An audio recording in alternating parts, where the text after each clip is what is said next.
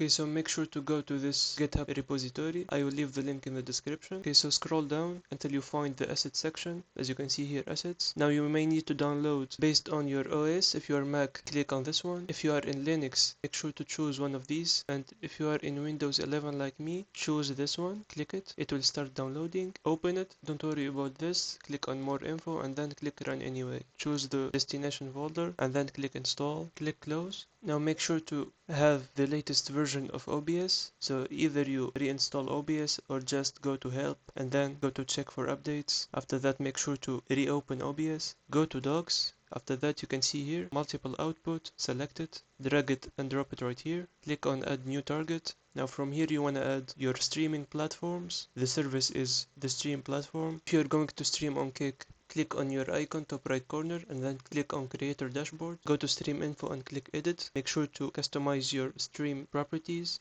Click save. After that, go to channel, go to stream URL and key, and from here make sure to copy the stream URL, paste it here, and do the same thing for the stream key and paste it right here. If you want to customize the video settings and audio settings, I usually leave it as default. Click on OK. As you can see here, new target is added. After that, click add new target, and from here you want to add your other streaming platform like YouTube. Do the same thing, add the URL and the stream key. Do this method as many streaming platform you want to stream on. Once you did that, make sure to select start on everyone, or you can usually click on start all. But before that, go to file, top left corner, go to settings. After that, go to stream. From here, you need to set the main streaming platform in OBS, like for example Twitch. After setting the server URL and the stream key, click apply and click OK. When you click on start streaming, it will be streaming on Twitch. After that, you click start all to start streaming in the other streaming platforms.